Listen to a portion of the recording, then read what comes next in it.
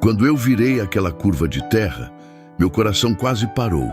Uma mãe caída, um bebê chorando numa cesta velha e uma onça atacando. Só não chegou no pior porque um bando de macacos entrou no meio. Aquilo não era cena para se esquecer e mudou minha vida para sempre. Se esse vídeo apareceu para você, é porque essa história vai te emocionar e arrepiar. Então, já se inscreve no canal se você gosta desse tipo de história e comenta aí de qual cidade você está assistindo. Eu voltava da lida com o gado naquele fim de tarde cansado, coberto de poeira e com a mente cheia de silêncio. O tipo de silêncio que a gente carrega quando vive sozinho há tempo demais. O tipo que pesa nos ombros junto com o suor seco e a terra grudada na camisa. O sol já começava a descer, pintando o cerrado de laranja e vermelho, aquelas cores que machucam de tão bonitas. O calor do dia ainda subia da terra como um bafo quente, mas já dava para sentir o frescor chegando com o vento. Meu cavalo branco, velho companheiro de tantas jornadas, andava no passo dele, devagar, respeitando meu cansaço, como se entendesse que nenhum de nós dois tinha pressa para chegar em casa vazia. A estrada de terra batida seguia tranquila. Conhecia cada curva, cada pedra, cada árvore torta daquele caminho. Tinha feito aquele trajeto 1000 vezes, 2000 talvez. Desde menino, quando meu pai ainda respirava e a fazenda era cheia de gente, de vozes, de vida. Agora só restava eu, o gado, o silêncio e essa solidão que a gente não escolhe, mas aprende a carregar. O vento mexia nas folhas secas do capim. As cigarras cantavam alto, desesperadas, como sempre fazem quando o dia morre.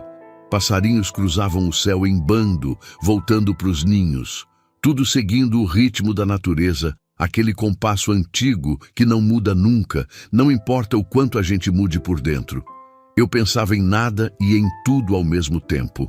Pensava na cerca que precisava consertar, no boi manco que ia ter que medicar de manhã, na chuva que não vinha fazia semanas e deixava tudo mais seco, mais duro, mais difícil. Pensava também nela. Sempre pensava nela, mesmo depois de tanto tempo. Minha mulher, a que se foi cedo demais, levando junto a alegria que essa casa um dia teve. Fazia 4 anos que eu acordava sozinho, comia sozinho, dormia sozinho. 4 anos conversando só com o cavalo e com Deus, quando Deus tinha paciência para me ouvir. A gente aprende a viver assim, não que seja bom, mas a gente aprende. Puxei o chapéu para baixo, protegendo os olhos da luz que ainda insistia em clarear o mundo. O caminho seguia reto por uns 300 metros. Depois, fazia uma curva suave para a esquerda, contornando um pé de jatobá velho que devia ter mais idade que eu. Era ali que a casa aparecia no horizonte. Mais uns 15 minutos e eu estaria tirando a sela, dando água para o cavalo, lavando o rosto na bica fria, sentando na varanda para ver a noite chegar. Mas foi nesse pensamento que tudo mudou. O cavalo começou a inquietar do nada. Ele bufou forte, sacudiu a cabeça, virou as orelhas para frente, para baixo, para cima, como se estivesse tentando captar um som que eu não conseguia ouvir. Senti o corpo dele ficar tenso embaixo de mim, os músculos rígidos, a respiração mais rápida. Não era coisa de cansaço, era outra coisa. Puxei as rédeas devagar, acalmando ele com a mão no pescoço. Calma, velho, calma. Mas ele não se acalmou. Pelo contrário, ficou mais nervoso ainda. Começou a dar passinhos curtos, inquietos, como se quisesse recuar, mas ao mesmo tempo não conseguisse. Eu senti um arrepio subir pela espinha.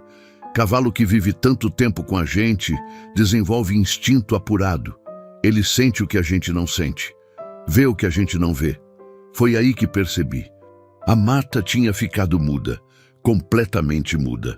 As cigarras pararam de cantar, os passarinhos sumiram do céu. O vento parou de mexer nas folhas, até o farfalhar das árvores secas cessou.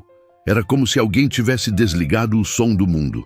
Como se a natureza inteira tivesse congelado, prendendo a respiração, esperando. E quando a natureza se cala, é porque alguma coisa grande está acontecendo. Senti o coração acelerar. A mão apertou a rédea sem eu mandar. Olhei para os lados. Nada. Só o cerrado parado, quieto demais, pesado demais. Olhei para frente. A estrada seguia vazia, empoeirada, banhada por aquela luz alaranjada do fim de tarde. Mas havia algo errado. Algo que meu corpo sentia antes da minha cabeça entender. O cavalo deu mais um passo e parou. Reou baixinho. Um som rouco de aviso. Passei a mão no pescoço dele de novo, mas dessa vez sem falar nada. Porque eu também estava sentindo aquele peso no ar, aquela presença invisível que faz o pelo do braço arrepiar. Forçar a vista para frente. Tinha alguma coisa na estrada, longe ainda, talvez uns 100 metros, 100 e pouco. Não dava para ver direito com a poeira e a luz do sol atravessada, mas tinha alguma coisa que não devia estar ali. Apertei os olhos, tentei focar. Uma forma no chão, escura e irregular. Meu primeiro pensamento foi: deve ser um animal morto. Veado atropelado, capivara, qualquer coisa que tenha cruzado a estrada na hora errada. Mas o cavalo não se move assim por causa de bicho morto. Então o que era? Respirei fundo, peito apertado, pernas tensas. A gente aprende a respeitar esses sinais. A gente aprende que quando o medo vem, não é fraqueza. É sabedoria do corpo. Cutuquei o cavalo de leve com o calcanhar. Ele resistiu. Bufou de novo. Eu insisti, mais firme. Ele deu um passo, depois outro, devagar, relutante. Como quem caminha para uma coisa que não quer encontrar. A cada metro que avançávamos, a forma ficava mais nítida.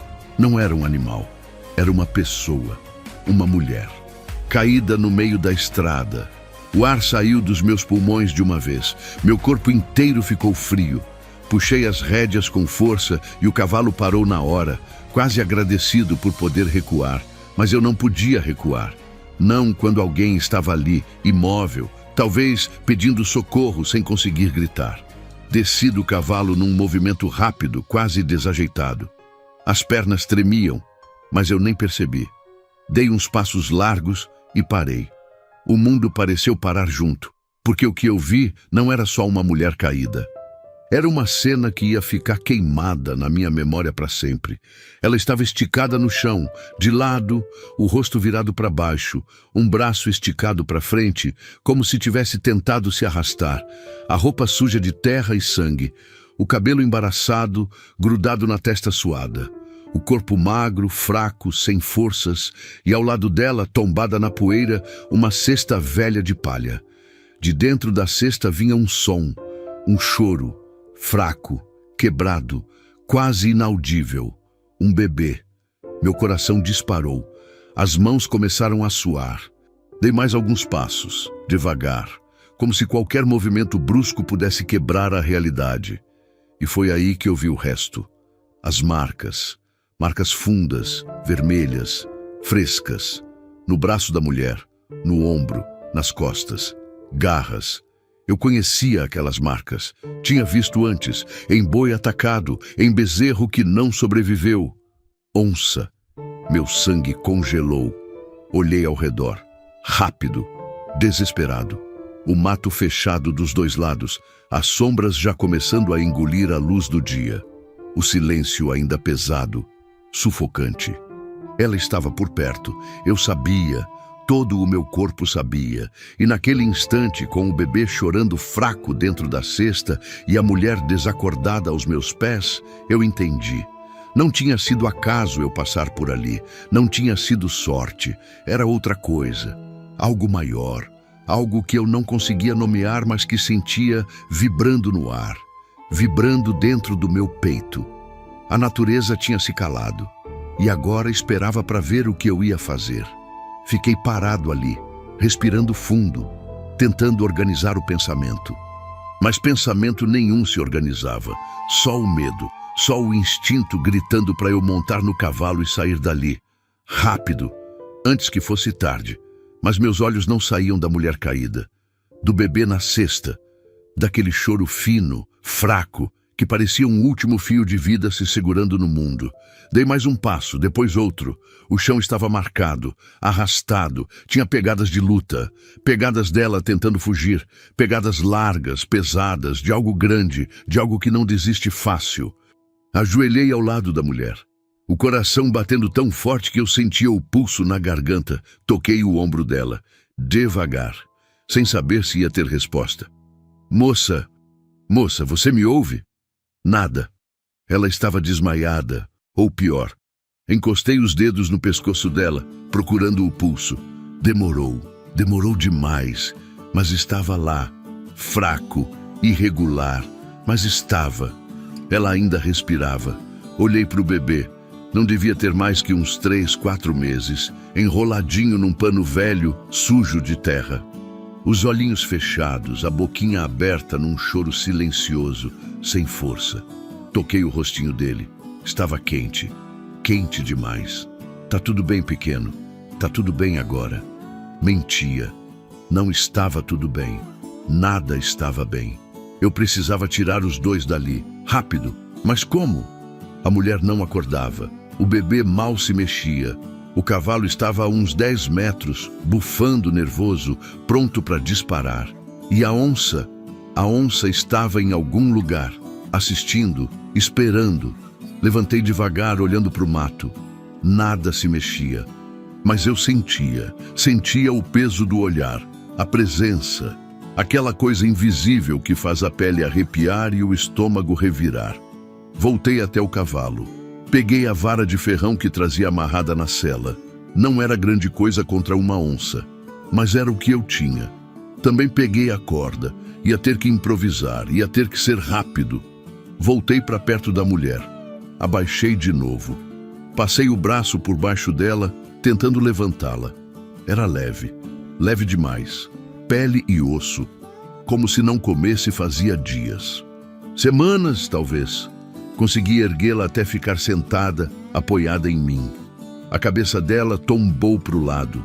O braço ferido pendia, pingando sangue na terra seca. As marcas eram profundas, recentes. A onça tinha acertado forte, tinha tentado derrubar, tinha quase conseguido. Aguenta aí, moça, só aguenta mais um pouco.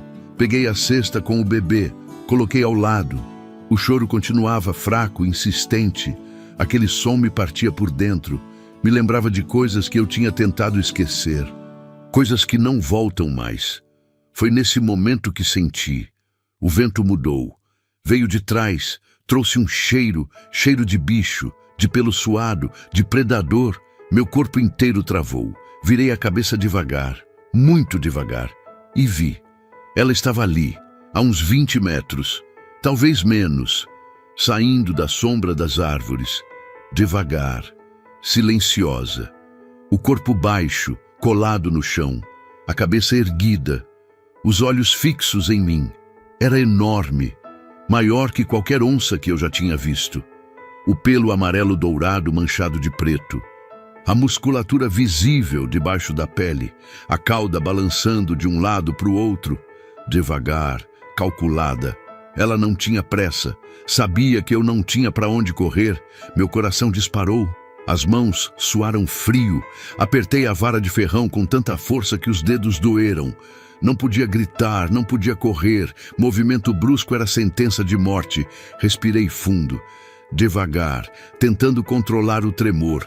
A onça deu mais um passo, depois outro. Os olhos dela não piscavam, não desviavam. Estava focada, decidida. Tinha começado aquela caça e ia terminar. Coloquei o corpo na frente da mulher e do bebê. Não sei se foi coragem ou desespero. Só sei que não ia deixar.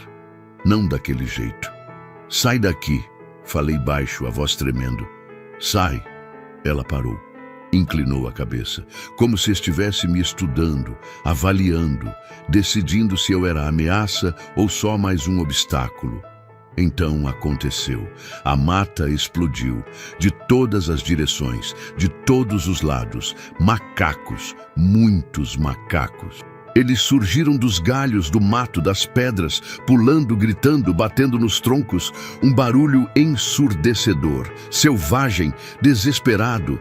Eram uns 15, talvez mais, difícil contar no meio da confusão. Macacos prego, ágeis, furiosos, coordenados, eles cercaram a onça, não atacaram de uma vez, cercaram, gritando, mostrando os dentes, pulando de galho em galho, criando uma parede viva entre ela e a gente. Eu fiquei paralisado, sem entender, sem acreditar. A onça rugiu. O som foi tão alto, tão profundo, que senti no peito, nos ossos. Foi um aviso, um rugido de ira. De quem não desiste, de quem não recua. Ela investiu, rápida, violenta, acertou um dos macacos com a pata. O bicho voou uns 3 metros e caiu no chão se contorcendo. Mas os outros não recuaram, pelo contrário, avançaram. Um pulou nas costas dela, outro acertou um galho seco no focinho. Outro mordeu a orelha. A onça sacudiu o corpo inteiro tentando se livrar. Rugiu de novo, mordeu o ar. Derrubou 2 com o rabo pesado. Mas eles voltavam, sempre voltavam, como se soubessem, como se entendessem que aqueles segundos eram tudo. Que se parassem, a mulher morria, o bebê morria, eu morria. Um macaco maior que os outros, devia ser o líder, saltou direto no rosto da onça. Ela rugiu, cegou por um instante, balançou a cabeça com violência. O macaco foi arremessado longe, bateu numa árvore e caiu. Não se levantou, mas o tempo que ele deu foi suficiente. Suficiente para eu reagir. Agarrei a vara com as 2 mãos. Avancei, bati no chão com força. 1 vez, 2 vezes, 3. Sai daqui! Sai! Gritei com tudo que tinha. Gritei com o medo, com o desespero, com a raiva de ver aqueles bichos se sacrificando. Gritei porque não tinha outra coisa para fazer. A onça virou a cabeça para mim. Os olhos encontraram os meus. Por um segundo, tudo parou. O mundo inteiro ficou suspenso naquele olhar. Ela estava decidindo se valia a pena, se aquela presa ainda valia o esforço. Dei mais um passo, firme, mesmo com as pernas tremendo. Sai! Os macacos voltaram a gritar. Bateram nas árvores, nas pedras, um coro ensurdecedor, selvagem, desesperado. E então, finalmente, ela recuou. 1 passo, 2 passos, ainda rosnando, ainda com os olhos fixos, mas recuando. Os macacos avançaram junto, fechando o cerco, empurrando ela de volta para o mato. A onça deu um último rugido, grave, profundo, um aviso de que aquilo não tinha acabado, de que ela ia voltar. Mas então ela se virou e sumiu na mata. O silêncio voltou, pesado, sufocante. Os macacos ficaram parados, respirando fundo. Alguns feridos, outros só cansados. O líder, o que tinha pulado no rosto da onça, estava caído uns metros à frente. Fui até ele, devagar. Toquei o pelo. Ainda estava morno, mas não respirava mais. Senti um aperto no peito, um nó na garganta. Os outros macacos se aproximaram. Cercaram o corpo do companheiro.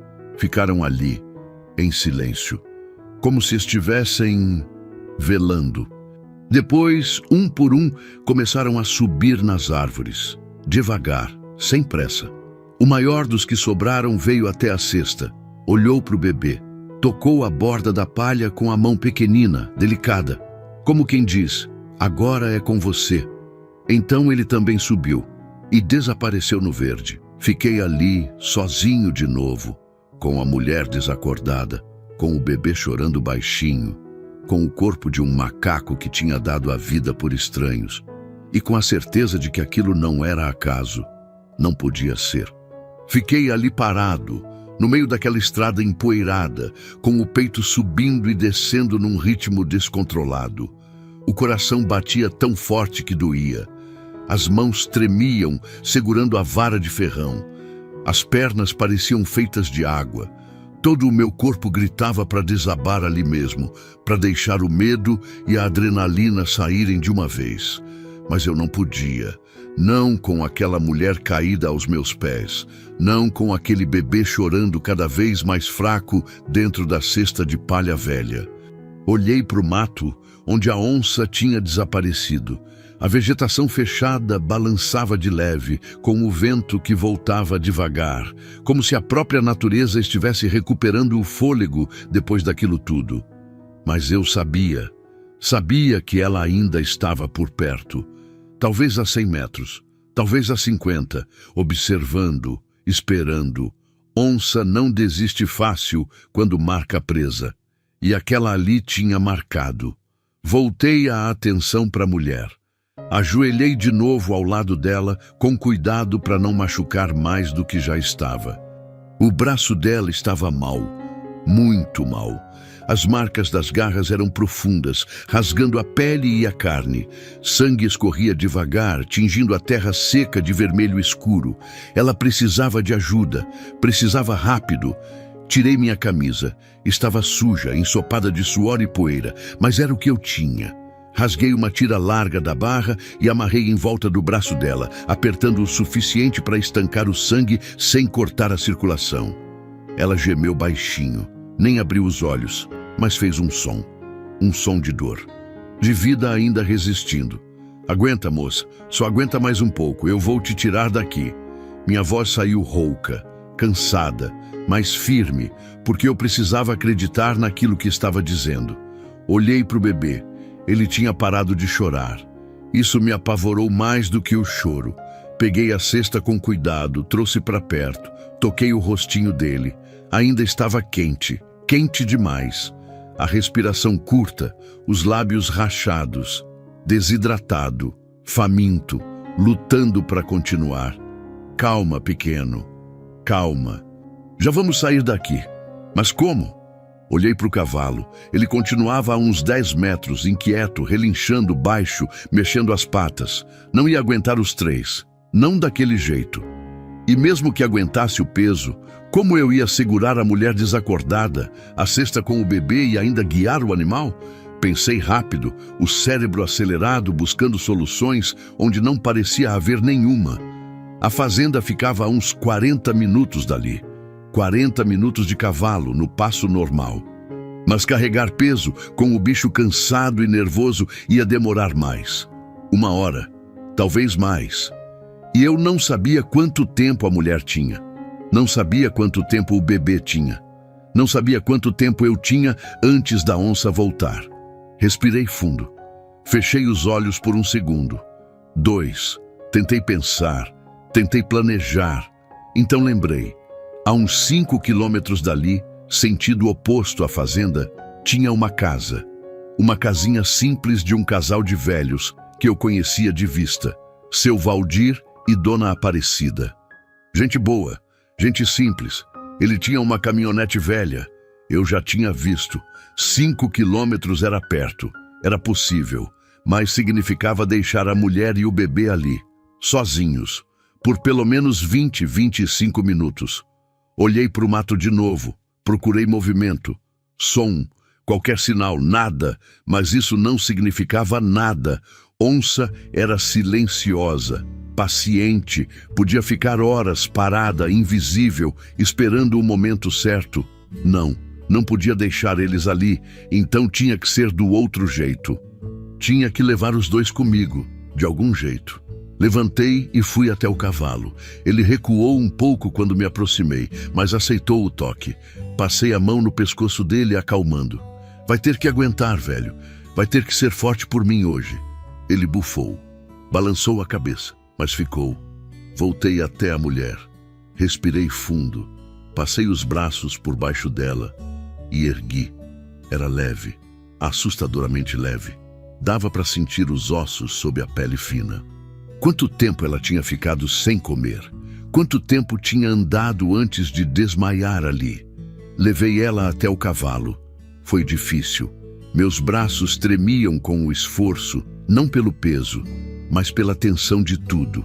Consegui colocá-la atravessada no lombo do cavalo, a barriga apoiada na sela, as pernas penduradas de um lado, os braços do outro. Não era confortável, mas ia ter que servir. Peguei a corda que estava amarrada na sela. Passei por baixo da barriga do cavalo e amarrei ao redor da cintura dela, só para garantir que não ia cair. Apertei devagar, tomando cuidado. Ela gemeu de novo, mais alto dessa vez, como se estivesse sentindo, mesmo desacordada.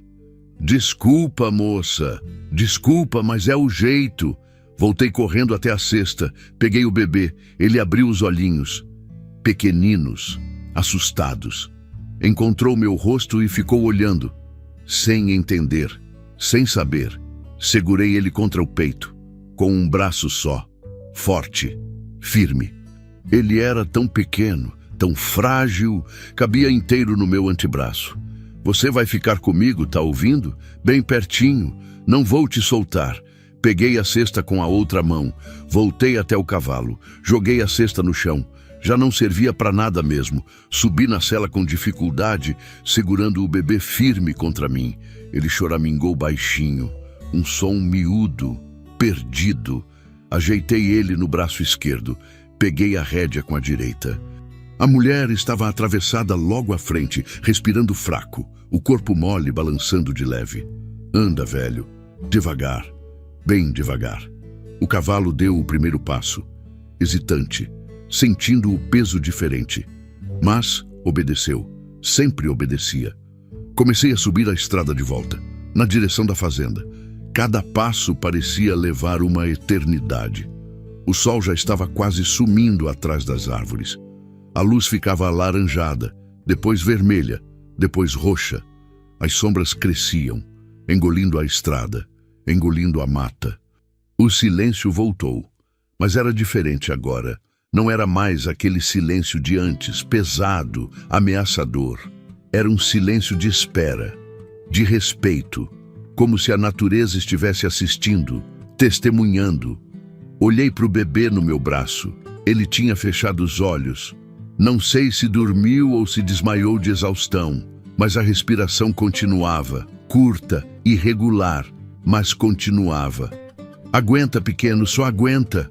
A cada minuto que passava, eu olhava para trás, para frente, para os lados, esperando ver a onça, esperando ouvir o rugido, mas nada acontecia.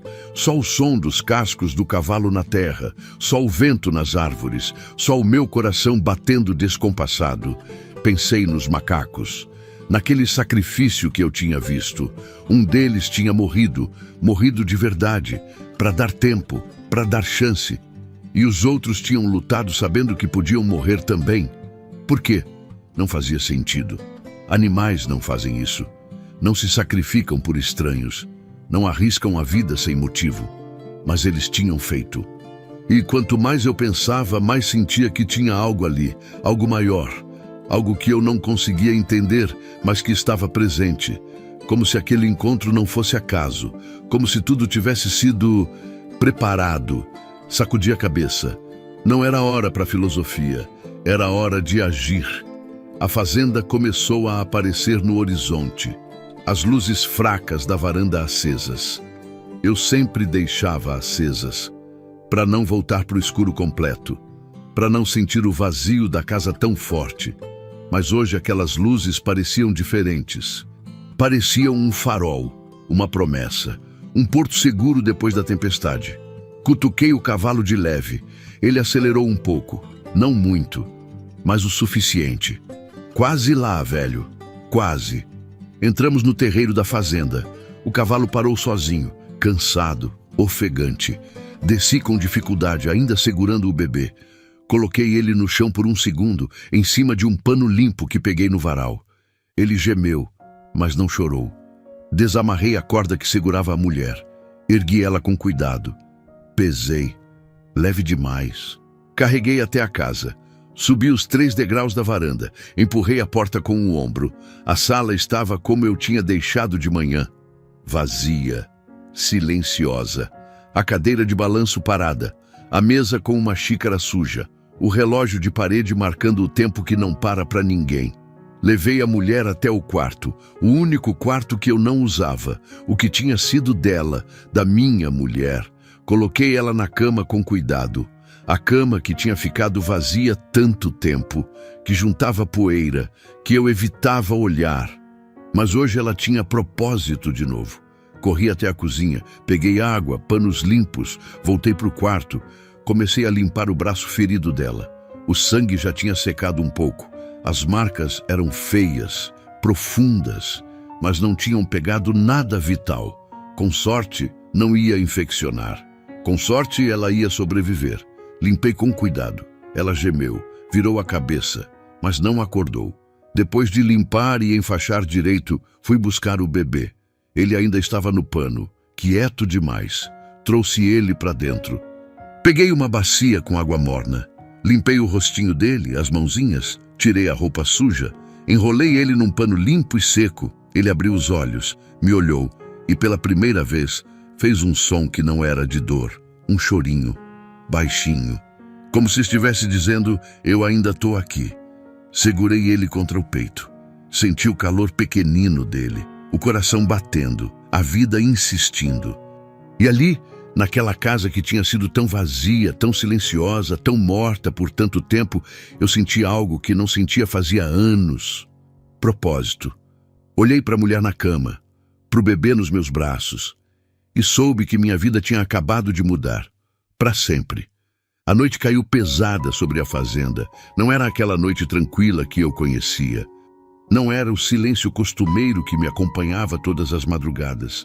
Aquele silêncio que eu tinha aprendido a carregar como um casaco velho. Desconfortável, mas familiar. Essa noite era diferente. Tinha peso, tinha presença, tinha vidas dependendo de mim dentro dessa casa. Acendi todas as lamparinas que tinha, uma na sala, duas na cozinha, uma no corredor, outra no quarto onde a mulher dormia ou desmaiava, eu não sabia ao certo. A luz fraca dançava nas paredes, criando sombras que se mexiam como se estivessem vivas. Mas eu precisava da luz, precisava afastar a escuridão, precisava me sentir menos sozinho naquilo tudo. O bebê estava comigo na cozinha. Tinha improvisado uma cama para ele numa caixa de madeira forrada com panos limpos. Coloquei a caixa em cima da mesa, perto de mim, onde eu podia ver, onde eu podia vigiar. Ele dormia agora, um sono leve, agitado, interrompido por pequenos gemidos. A respiração ainda curta, mas estava vivo. Isso era o que importava. Eu sentado na cadeira, olhando para ele, sem saber direito o que fazer. Não entendia de bebê, nunca tinha entendido. Minha mulher e eu nunca tivemos filhos. Ela queria, eu também queria, mas não veio. E depois que ela se foi, a possibilidade foi junto, ficou só o vazio. E agora, de repente, sem aviso, sem preparo, eu tinha uma criança ali, pequena, frágil, dependendo de mim. Levantei, fui até a despensa, procurei algo que pudesse servir. Leite eu não tinha. Leite de vaca tinha, mas eu sabia que não era igual. Sabia que podia fazer mal. Tinha um pouco de farinha, açúcar, café. Nada que servisse para beber. Voltei para a cozinha. Olhei para ele de novo, dormindo. Mas por quanto tempo? E quando acordasse, ia chorar. Ia pedir comida, ia precisar. E eu não ia ter o que dar. O desespero começou a apertar. Respirei fundo. Tentei pensar. Tentei organizar. Primeiro a mulher. Tinha que ver como ela estava. Peguei a lamparina e fui até o quarto. Ela continuava na mesma posição, deitada de lado, o braço enfaixado sobre o peito.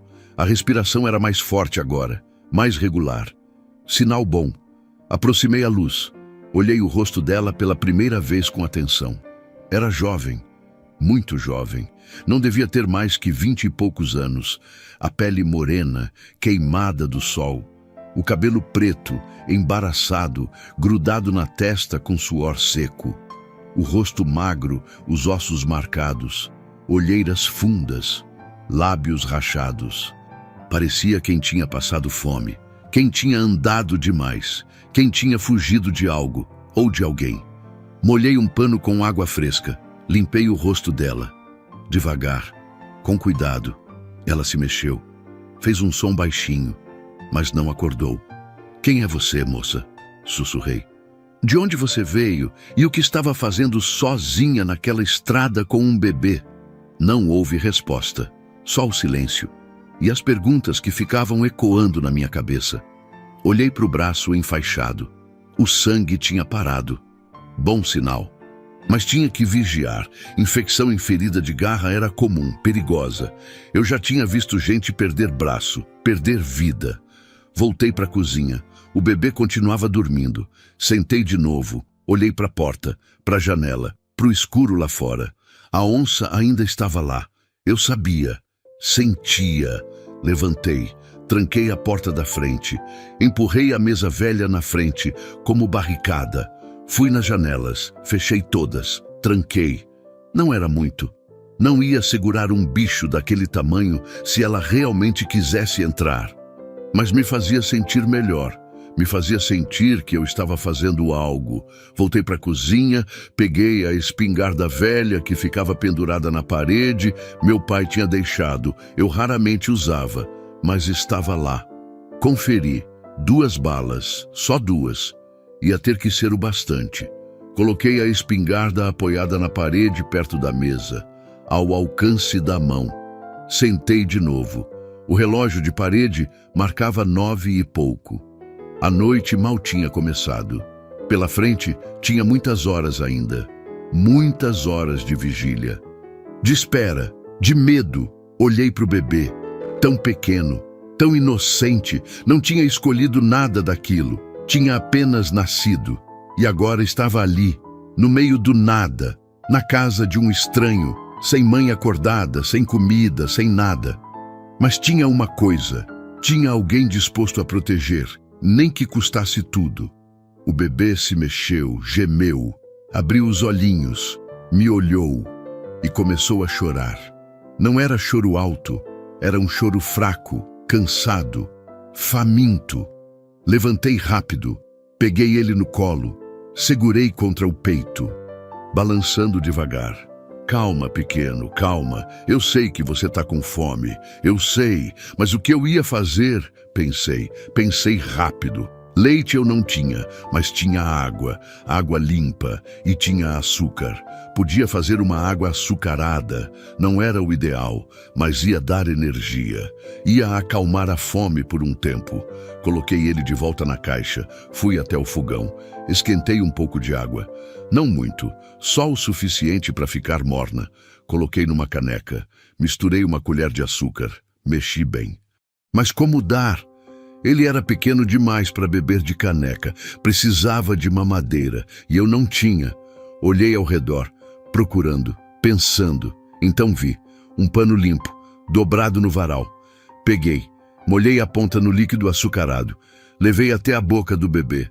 Encostei de leve, ele sentiu. Começou a chupar, fraco no começo, depois com mais força. Continuei, molhando o pano, dando para ele, devagar, com paciência. Não era muito, mas era algo. E ele aceitou. Chupou até não ter mais. Então fechou os olhinhos. E dormiu de novo.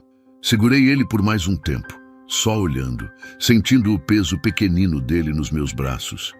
O calor, a respiração. E me lembrei. Lembrei de quando minha mulher segurava os bebês dos outros, nos batizados, nas festas. Como ela sorria. Como os olhos dela brilhavam, como ela dizia, um dia vai ser nosso, mas o dia nunca veio. Pisquei rápido, afastando a lembrança, afastando a dor. Coloquei o bebê de volta na caixa, cobri ele com um paninho leve, sentei e esperei. As horas passavam devagar, muito devagar, como se o tempo tivesse engrossado, cada minuto pesando como pedra. Meia-noite passou, depois 1 da manhã. 2. Eu não dormia, não podia dormir. Ficava ali, sentado, escutando os sons da noite, o vento, o ranger da madeira velha da casa, o canto distante de uma coruja e, às vezes, bem baixinho, quase imperceptível, um som que fazia meu corpo inteiro gelar. Passos pesados, medidos, do lado de fora. Levantei devagar. Peguei a espingarda. Fui até a janela. Olhei pela fresta das tábuas, não vi nada, só a escuridão, Só as sombras das árvores se mexendo com o vento. Mas eu sabia. Ela estava lá, rondando, esperando. Fiquei parado, espingarda firme nas mãos, coração disparado, suor escorrendo pelas costas mesmo com o frio da madrugada. Os passos continuaram, lentos, circulando a casa, testando, procurando entrada. Ela parou na porta da frente. Eu sabia porque ouvi. Ouvi o cheiro, o fungar, o som baixo, gutural. Não vai entrar aqui, sussurrei. Não enquanto eu tiver fôlego. Silêncio. Depois o som de algo arranhando a madeira, de leve, quase casual. Um aviso. Fiquei parado, respiração presa, dedo no gatilho. Então ela se afastou, os passos sumiram e o silêncio voltou. Mas eu sabia que ela não tinha ido embora, só tinha recuado, por enquanto. Voltei para a cozinha, larguei a espingarda na mesa, passei a mão no rosto, suor frio, mãos tremendo. Olhei para o bebê, ainda dormindo, alheio a tudo. Olhei para o corredor, para o quarto onde a mulher descansava, e senti o peso absurdo de 2 vidas nas minhas mãos. 2 vidas que eu mal conhecia, que tinham aparecido do nada, mas que agora eram minha responsabilidade. Sentei de novo, encostei a cabeça na parede, fechei os olhos, só por um segundo. E foi nesse segundo que ouvi um som vindo do quarto, um gemido, mais alto, mais claro. Levantei num pulo, peguei a lamparina, corri até lá. A mulher estava se mexendo, virando a cabeça de um lado para o outro, os lábios se movendo, murmurando algo que eu não conseguia entender. Aproximei, ajoelhei ao lado da cama. Moça, você está me ouvindo? Ela abriu os olhos, de repente, assustada, perdida, os olhos arregalados, procurando, tentando entender onde estava. Então me viu e gritou.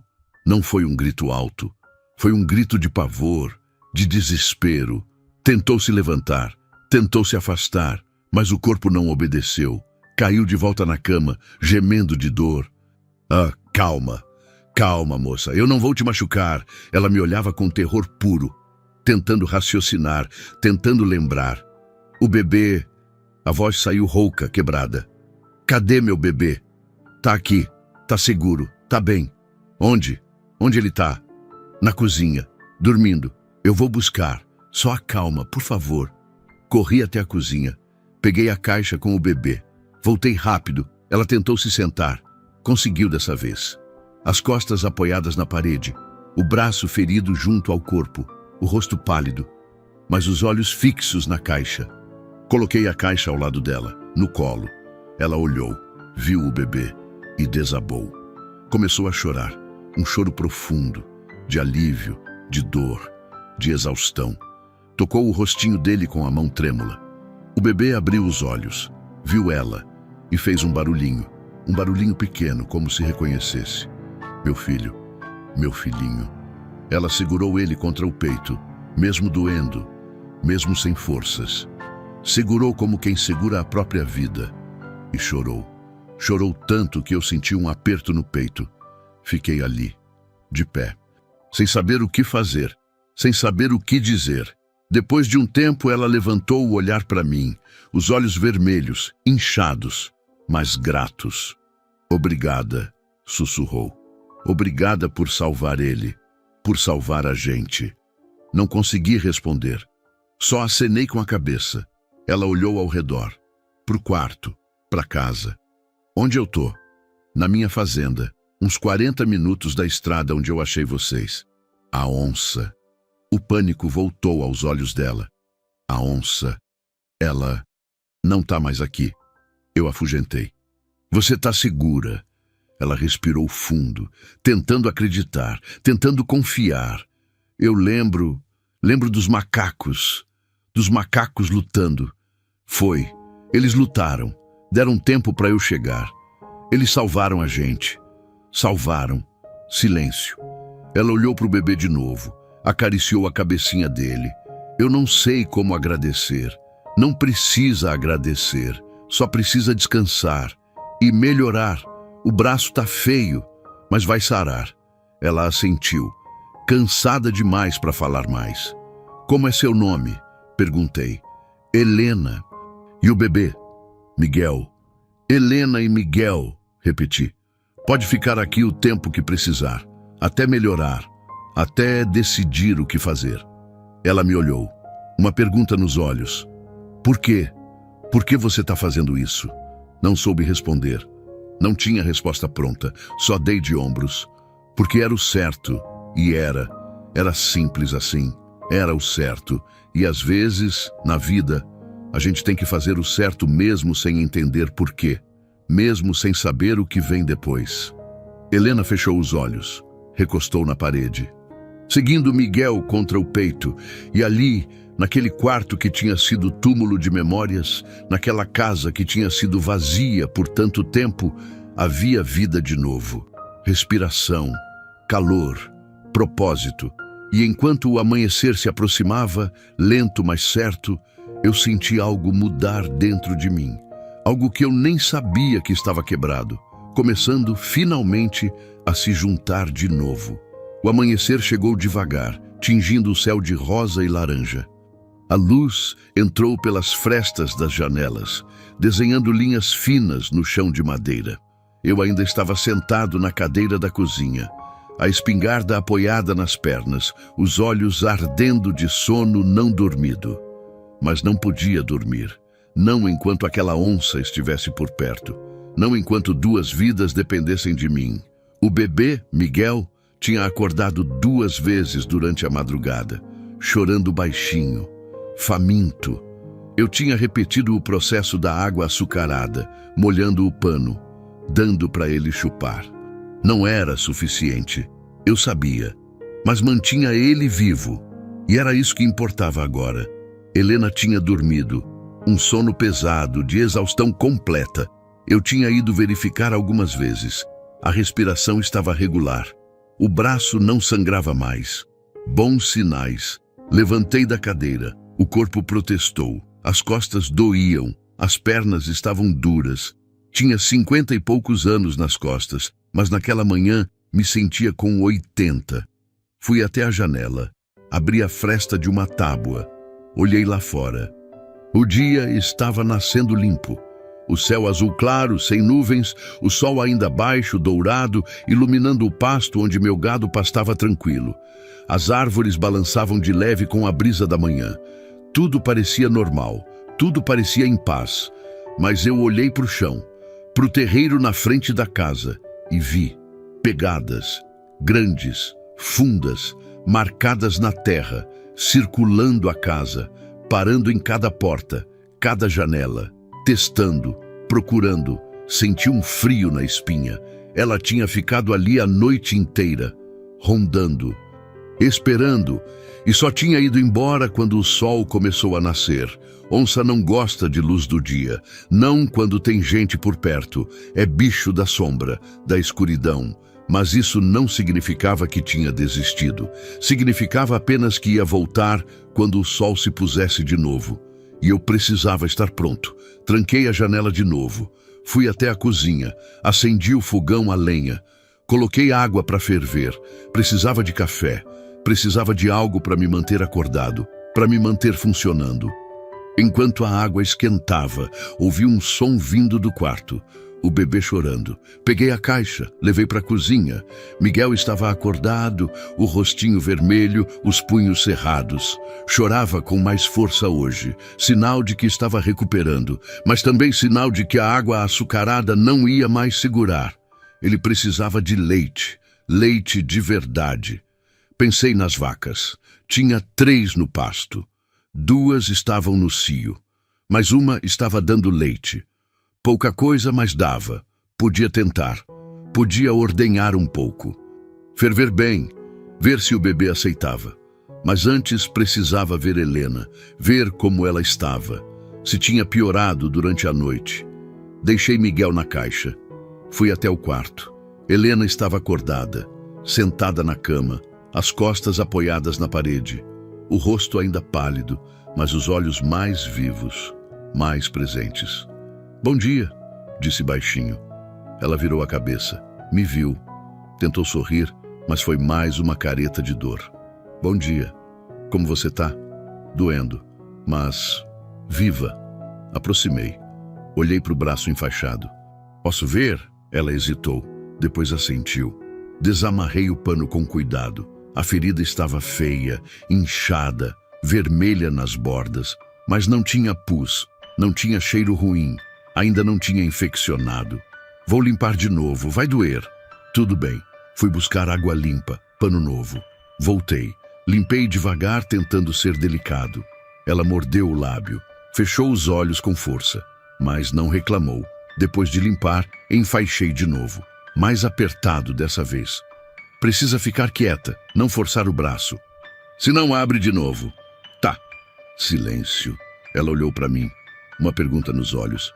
Meu filho tá na cozinha, chorando, com fome. Eu posso amamentar. Ou pelo menos tentar. Não sei se ainda tenho leite. Faz dias que eu mal como. Quer tentar? Sim, por favor. Fui buscar Miguel. Trouxe ele embrulhado no pano. Coloquei no colo dela com cuidado. Helena ajeitou ele. Abriu a blusa velha e rasgada. Colocou o bebê no peito. Miguel procurou. Achou.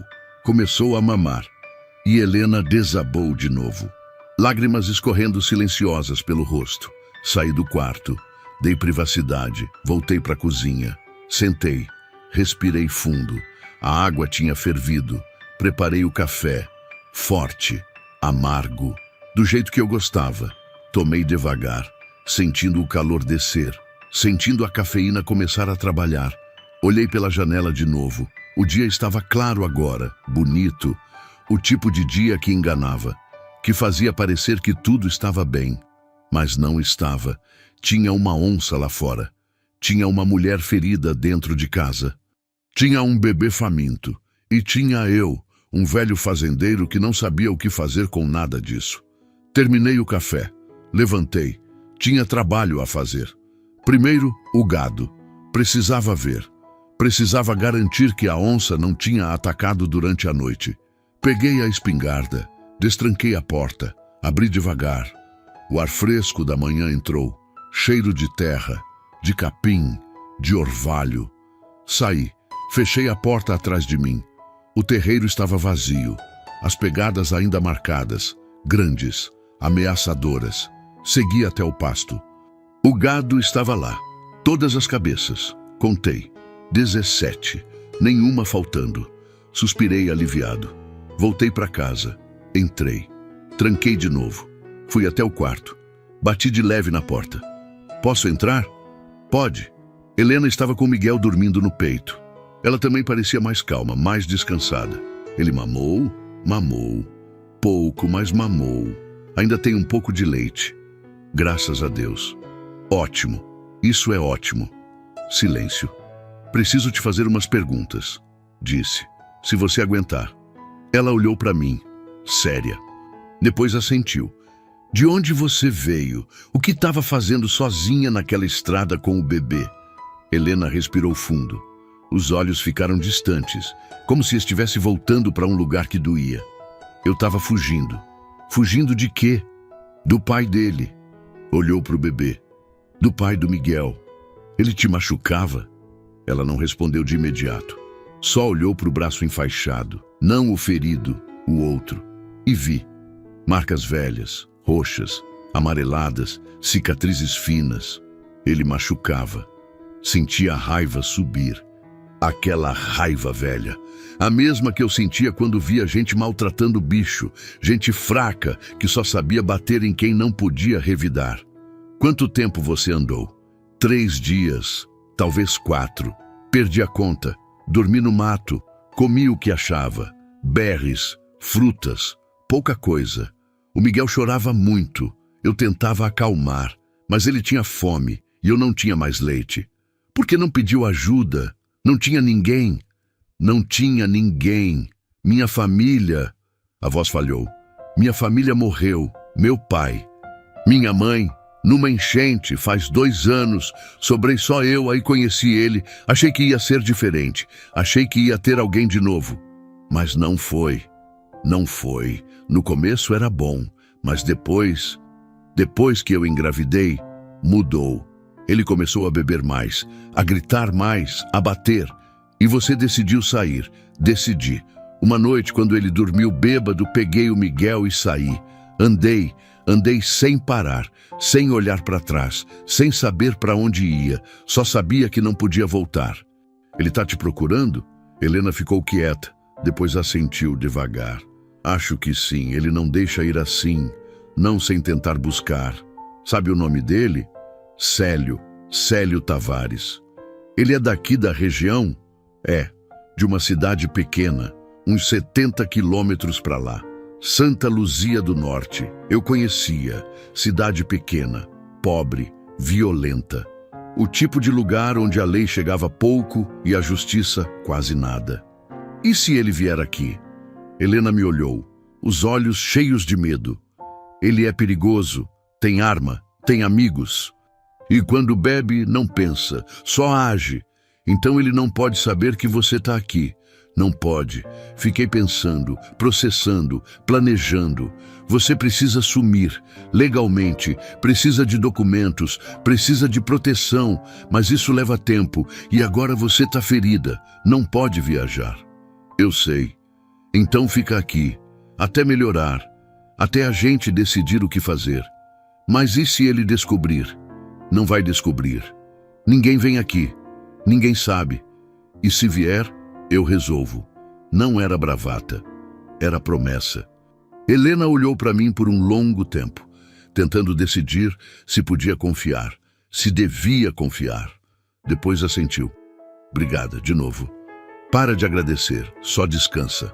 Saí do quarto, fechei a porta, voltei para a cozinha, sentei, olhei para a espingarra na mesa. 2 balas, só 2. Se o Célio viesse, ia ter que ser certeiro. Mas tinha outra preocupação maior, mais imediata. A onça, ela ia voltar. Quando a noite caísse, ia voltar. E eu não podia ficar acordado para sempre. Não podia vigiar eternamente. Precisava de solução. Precisava pensar. Levantei. Fui até a varanda. Olhei para o horizonte. O dia estava lindo. O céu azul. O sol brilhando. Os pássaros cantando. Mas eu sabia que a beleza do dia era mentirosa, que a noite ia chegar e com ela o perigo. Precisava de ajuda. Pensei no seu Valdir. O velho da caminhonete morava perto. Podia ir lá, pedir ajuda, pedir para avisar alguém, mas significava deixar Helena e Miguel sozinhos, mesmo que por pouco tempo. E se algo acontecesse? Não podia arriscar. Então o que fazer? Fiquei ali, pensando, olhando, procurando respostas que não vinham. E foi aí que vi, no alto de uma árvore, perto do pasto, um macaco, sentado, quieto, olhando para casa, olhando para mim. Senti um arrepio, não de medo, de reconhecimento. Era um dos que tinha lutado. Eu tinha certeza. Olhei para ele. Ele olhou para mim. E ficamos assim, por um longo momento. 2 seres de mundos diferentes, mas conectados por algo maior, por algo que eu ainda não entendia. Então ele desceu, devagar, e sumiu no mato. Mas a mensagem ficou. Nós não estávamos sozinhos. E por mais absurdo que parecesse, por mais impossível que fosse explicar, eu senti que aquilo era verdade. A mata estava assistindo, estava protegendo. E enquanto o sol subia no céu, trazendo mais um dia de calor e incerteza, eu voltei para dentro da casa, com a certeza de que de alguma forma a gente ia sobreviver. Tinha que sobreviver, porque agora havia algo pelo que lutar. Algo que tinha voltado para minha vida depois de tanto tempo vazia. Propósito. Os dias seguintes se arrastaram numa rotina estranha, uma rotina que eu nunca tinha experimentado.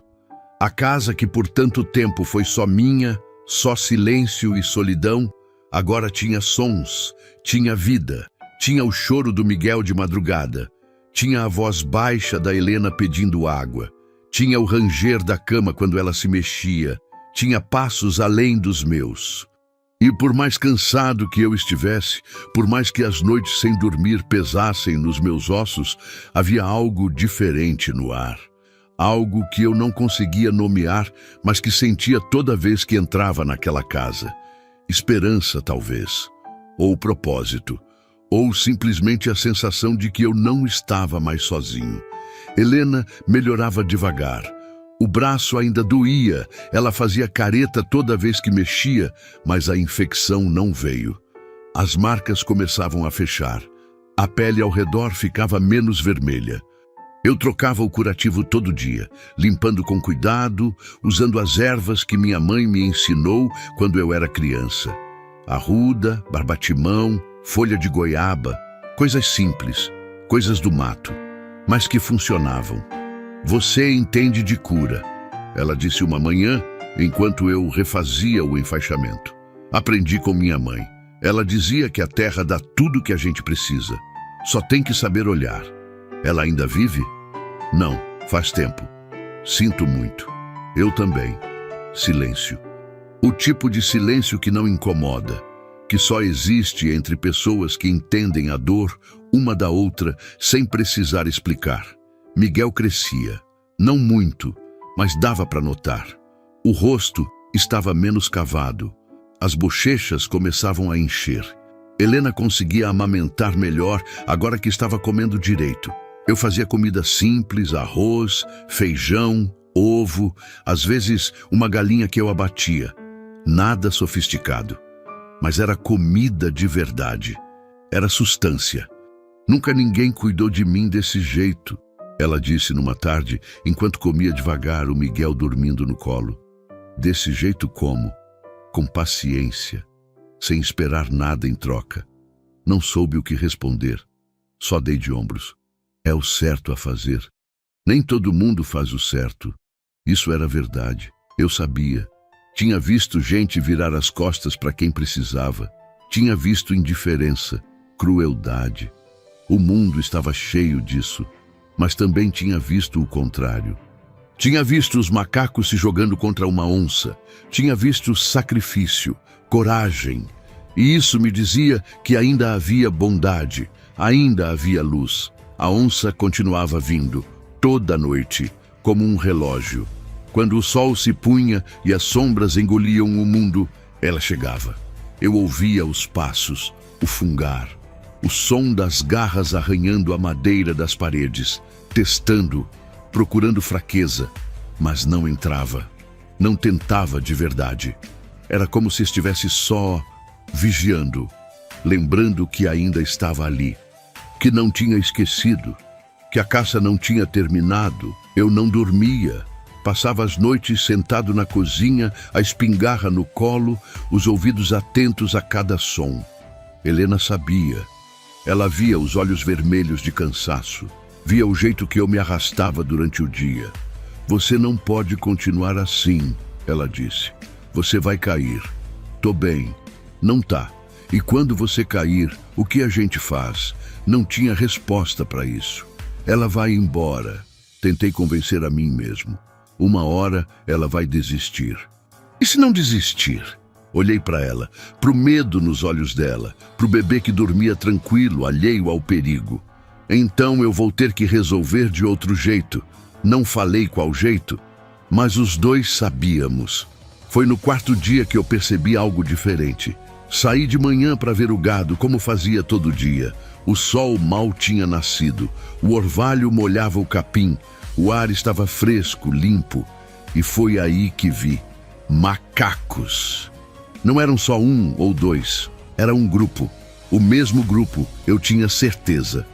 Estavam nas árvores ao redor da casa, quietos, observando. Parei, olhei para eles, eles olharam para mim. Não se mexeram, não fugiram, só ficaram ali, como sentinelas. E eu entendi, eles estavam protegendo, do jeito deles, estavam vigiando também. Senti um arrepio, não de medo, de reverência, de algo que eu não conseguia explicar, mas que sentia fundo nos ossos. Obrigado, sussurrei. Não sei se entenderam, provavelmente não, mas parecia importante dizer. Continuei até o pasto, conferi o gado. Todos bem, nenhum machucado. A onça não tinha tentado atacar. Voltei para casa. Helena estava na cozinha, preparando café. Ela conseguia se mexer melhor agora. Ainda favorecia o braço machucado, mas já conseguia fazer pequenas coisas. Tem macacos lá fora, disse.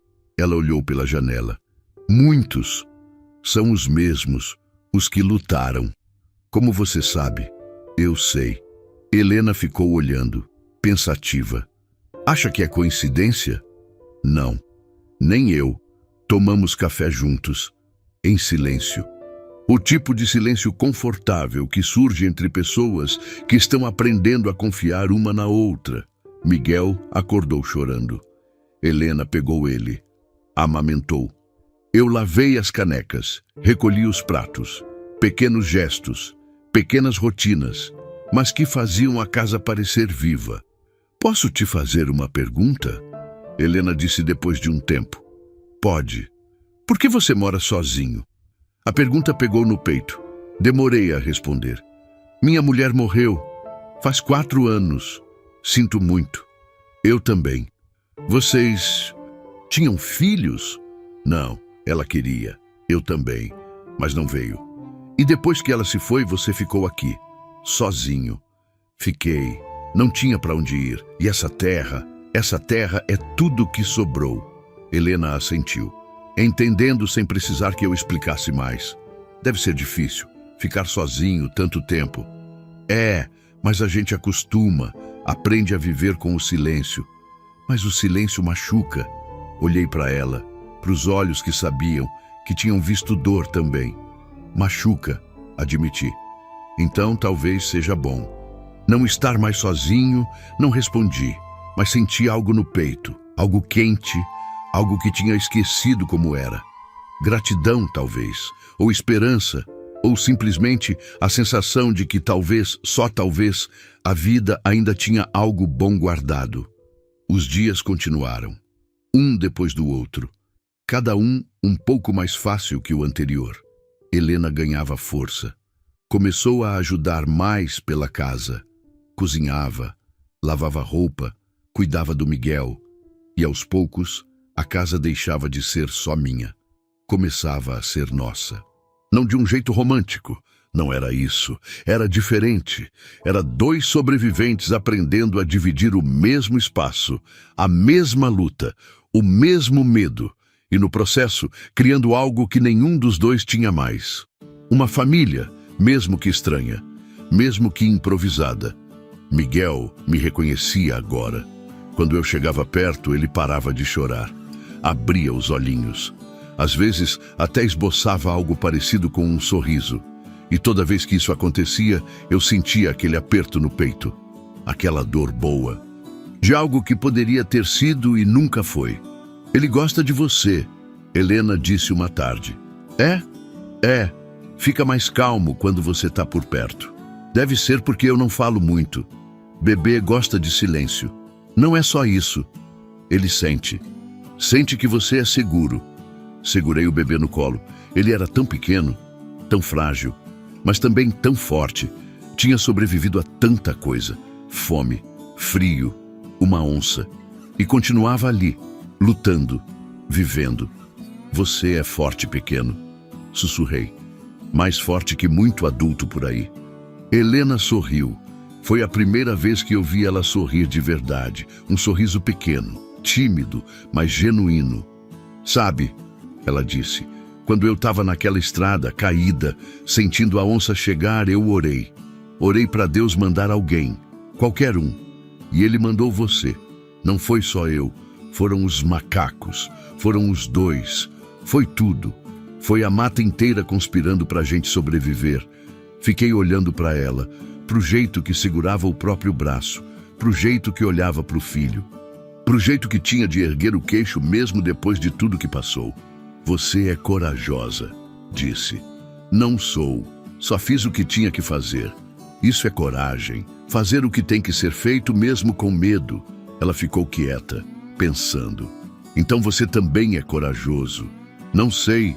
Só sei que não ia conseguir me olhar no espelho se tivesse passado direto naquela estrada. Muita gente passaria, eu sei, mas você não passou. Não passei. E ali, naquele momento simples, naquela conversa sem pretensão, algo se consolidou entre nós, um respeito, uma compreensão, um laço silencioso, mas forte.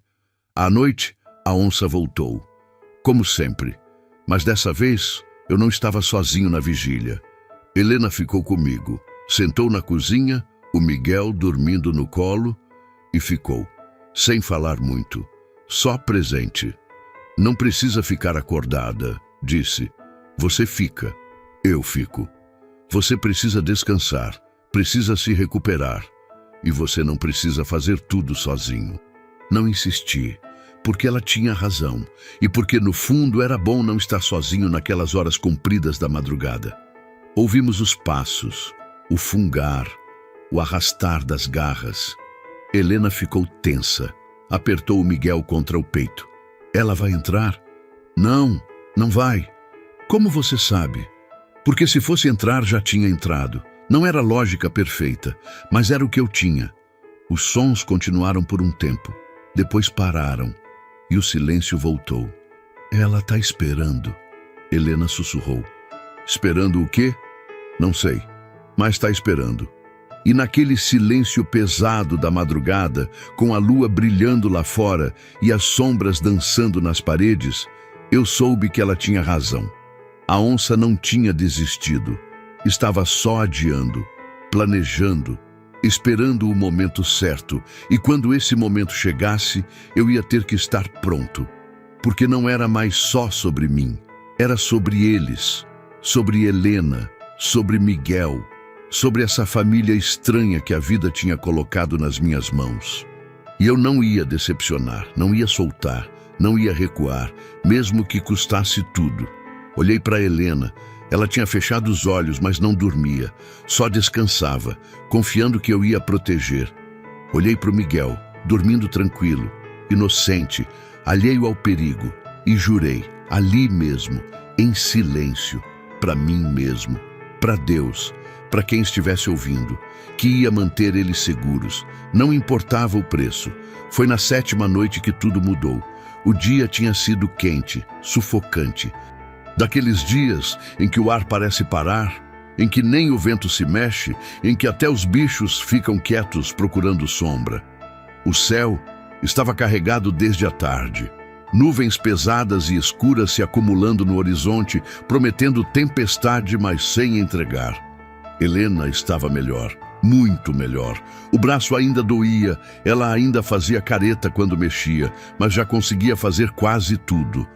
Tinha até começado a sair na varanda, sentando na cadeira de balanço velha que minha mulher gostava, embalando o Miguel enquanto olhava para o horizonte. Vai chover, ela disse no fim da tarde, olhando para o céu. Vai, e forte. Faz tempo que não vejo chuva de verdade. Aqui quando chove, chove para valer. A terra bebe tudo de uma vez. Ela ficou quieta, balançando devagar, o Miguel mamando tranquilo. Sabe, começou a voz baixa, eu não sei como vou te pagar por tudo isso. Já falei, não tem que pagar nada, mas tem. Você me salvou, salvou meu filho, nos acolheu, cuidou da gente como se fosse família. A palavra ficou suspensa no ar. Família, pesada, significativa. É porque são, respondi, surpreso com minha própria sinceridade. Nesse tempo que vocês estão aqui, essa casa voltou a ser casa, e não só um lugar onde eu durmo. Helena me olhou, os olhos brilhando, não de tristeza, de outra coisa. Obrigada, sussurrou, por me deixar ficar, por não perguntar demais, por só estar aqui. Não tem que agradecer, mas ela já tinha voltado a olhar para o horizonte, para o céu carregado, para o mundo que se preparava para a tempestade. A noite caiu rápido, mais rápida que o normal. As nuvens tamparam as últimas faixas de luz, mergulhando tudo numa escuridão profunda. Nem lua tinha, nem estrelas, só o preto absoluto, pesado, opressivo. Acendi as lamparinas, todas. Deixei a casa iluminada. Não sei porquê, talvez instinto, talvez medo, mas queria luz, precisava de luz. Helena colocou Miguel para dormir mais cedo. Ele tinha mamado bem, estava satisfeito, caiu no sono rápido. Ela voltou para a cozinha, onde eu estava preparando café. Vai ficar acordado de novo? Vou. Ela vem todo dia, já faz uma semana. E não fez nada. Não tenta entrar de verdade, talvez tenha desistido. Onça não desiste, só espera. Espera o quê? Olhei para ela, para os olhos cansados, para o medo que morava lá no fundo, mesmo quando ela tentava esconder. O momento certo. Um trovão ribombou ao longe, grave, profundo, sacudindo o chão. Helena estremeceu. Não gosto de tempestade. Passa rápido. E a terra precisa. Outro trovão, mais perto, mais alto.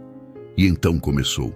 A chuva chegou de repente, violenta, furiosa, batendo no telhado de zinco com força ensurdecedora, batendo nas janelas, no chão, nas árvores, um barulho tão alto que mal dava para ouvir qualquer outra coisa. Helena cobriu os ouvidos. Eu fui até a janela, olhei lá fora. Não dava para ver nada, só água. Cortinas de água caindo do céu. Relâmpagos rasgando a escuridão por segundos breves, iluminando o mundo em flashes brancos e cegantes. É forte mesmo? Helena gritou por cima do barulho. Falei que era. Voltei para a mesa. Sentei. Tomei o café. Tentei me acalmar. Mas tinha algo errado. Algo no ar. Uma tensão que não era só da tempestade. Helena sentiu também. Vi nos olhos dela. No jeito que mexia as mãos, no jeito que olhava para a porta, para a janela, para o corredor onde o Miguel dormia. O que foi? Me perguntei. Não sei, só sinto algo estranho. Eu também sentia um peso no peito, um aperto, como se algo estivesse prestes a acontecer. Levantei, peguei a espingarda, conferi de novo. 2 balas, ainda só 2. Vai ver, é só a tempestade deixando a gente nervoso. Tentei convencer a mim mesmo. Talvez, mas nenhum dos dois acreditou. A chuva continuou, implacável, violenta. Os trovões sacudiam a casa. Os relâmpagos pintavam tudo de branco por segundos, antes de mergulhar tudo em escuridão de novo. Foi num desses relâmpagos que eu vi, pela fresta da janela, por uma fração de segundo, uma sombra grande, baixa, colada na parede externa da casa. Meu sangue congelou. Ela tá aqui, sussurrei. O quê? A onça. Tá aqui. Helena levantou num pulo, o rosto pálido, as mãos tremendo. Tem certeza? Tenho. Outro relâmpago. Eu vi de novo, mais clara dessa vez. A forma inconfundível. O corpo musculoso. A cabeça baixa, avançando devagar, testando a parede, as janelas. Ela vai entrar. A voz de Helena quase sumiu no barulho da chuva. Não sei. Apertei a espingarra, as mãos suando, o coração disparado. A onça continuou circulando. Eu acompanhava pelos sons, pelas sombras, pelos relâmpagos que mostravam pedaços dela. Um segundo ali, um segundo acolá. Ela estava testando, procurando, com mais determinação dessa vez, com mais foco. Porque hoje, Helena sussurrou, porque ela está diferente hoje. A tempestade, ela sabe que a gente está distraído, que os sons estão mascarados, é o momento dela. O que a gente faz? Fica perto de mim, e se eu mandar você correr para o quarto e trancar a porta, você corre, não pensa, não hesita, só pega o Miguel e corre. E você? Eu seguro ela. Com 2 balas? Com o que for preciso. Outro trovão, mais forte que todos os outros. A casa inteira tremeu. Então, no silêncio breve que veio depois, antes do próximo estrondo, eu ouvi um som diferente, de madeira sendo testada, de peso sendo aplicado, na porta dos fundos, a que dava para a área de serviço, a que eu raramente usava. Olhei para Helena, ela tinha ouvido também. Ela está tentando entrar, sussurrei. Deus do céu, vai pro quarto, agora. Mas e você? Vai. Helena correu, entrou no quarto. Ouvi a porta trancar, fiquei sozinho na cozinha, a espingarda firme nas mãos. O coração batendo tão forte que doía. O som continuou, arranhando, empurrando, testando. A porta era velha, a madeira estava seca, rachada em alguns lugares. Não ia segurar muito se ela realmente decidisse entrar. Me posicionei, de frente para a porta dos fundos, a uns 5 metros de distância, distância suficiente para mirar, para atirar, mas não para errar, porque eu só tinha 2 chances. A chuva batia, os trovões explodiam, os relâmpagos iluminavam tudo em flashes cegos. E naquele caos de som e luz, a porta cedeu. Não quebrou completamente, mas abriu uma fresta grande o suficiente. E pela fresta, eu vi o focinho, os bigodes, os olhos amarelos brilhando na escuridão, fixos em mim. Ela tinha entrado. Ergui a espingarda, mirei, o dedo no gatilho, as mãos tremendo, mas firmes. Sai daqui, falei alto. Sai ou eu atiro. A onça não se mexeu, só olhou, avaliando, decidindo. Então, empurrou mais. A fresta aumentou. O corpo começou a passar. Sai! Nada! Ela entrou. Completamente. O corpo enorme, molhado de chuva, os músculos tensos. Entrou devagar, sem pressa, confiante, porque sabia que eu estava sozinho, que eu tinha medo, que eu era só um homem velho com uma arma velha. Mas ela não sabia de uma coisa, que eu tinha algo para proteger, algo mais importante que minha própria vida. Última chance, avisei. Sai ou eu atiro. A onça rosnou, baixo, grave, um som que vinha das entranhas, um aviso, uma promessa. E então avançou, rápida, muito rápida. Atirei, o tiro explodiu na cozinha, ensurdecedor, a fumaça subiu, o cheiro de pólvora queimada encheu o ar. Acertei, no ombro, vi o sangue, vi ela cambalear, mas não caiu, não parou, rosnou mais alto, furiosa agora, ferida, perigosa, e continuou vindo, rearmar, rápido, segunda bala, última bala, mirei de novo. Ela pulou, atirei no ar, o tiro pegou o peito, vi o impacto, vi o sangue explodir. Ela caiu, no chão, a poucos metros de mim, mas se mexia, ainda se mexia, tentando levantar, tentando continuar. Larguei a espingarra, peguei a faca da mesa, grande, pesada, de cortar carne. A onça levantou a cabeça. Rosnou, fraca agora, mas ainda viva, ainda lutando. E eu soube que ia ter que terminar de perto, corpo a corpo. Respirei fundo, apertei a faca, dei um passo. Foi quando a porta da frente explodiu. Não a onça, outra coisa. Um homem, encharcado, bêbado, segurando uma espingarda. Helena, ele berrou. Sei que você tá aqui. Célio, o pai do Miguel, o homem que ela fugia, tinha achado, tinha descoberto e tinha vindo buscar. Ele me viu, viu a onça no chão, viu o sangue, viu a faca na minha mão. Quem é você, velho? Sai daqui, falei. Sai antes que se arrependa. Cala a boca. Eu vim buscar o que é meu. Ela não é sua. Nunca foi. Ela é minha mulher e aquele bebê é meu filho. E vou levar os dois, nem que seja à força. Ele ergueu a espingarda. Apontou para mim. E naquele momento, com a onça agonizando no chão, com a tempestade rugindo lá fora, com o homem bêbado apontando uma arma para mim, eu soube que aquela noite ia decidir tudo. Vida ou morte, liberdade ou prisão, família ou solidão. Última vez, avisei. Abaixa essa arma e sai. Ele riu, um riso embriagado, cruel. O quê, velho? Você vai fazer o quê? A onça rosnou, fraca, agonizante. Célio olhou para ela, depois para mim, e seu dedo começou a apertar o gatilho. Foi quando Helena apareceu. Na porta do corredor, sem o Miguel, só ela. Para, Célio! Ele virou, viu ela. O rosto se contorceu. Sua vadia. Eu sabia que você tinha arrumado outro. Não é assim. Não mente para mim. Ele virou a arma. Não para mim, para ela. E o mundo desacelerou. Vi o dedo apertando, vi o cano apontado, vi Helena congelada de medo e me joguei entre ele e ela, sem pensar, sem calcular, só sabendo que não podia deixar. Não podia perder mais alguém. O tiro explodiu, senti o impacto no ombro. Ardendo, queimando, rasgando, caí, mas na queda girei, a faca ainda na mão, e acertei, nas pernas dele, profundo, cortando. Célio gritou, caiu também, a espingarra escapou da mão. Helena correu, pegou a arma, apontou para ele. Não se mexe, ela chorava. Não se mexe ou eu atiro.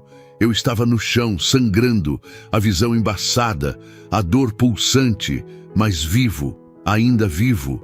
A onça tinha parado de se mexer, morta finalmente.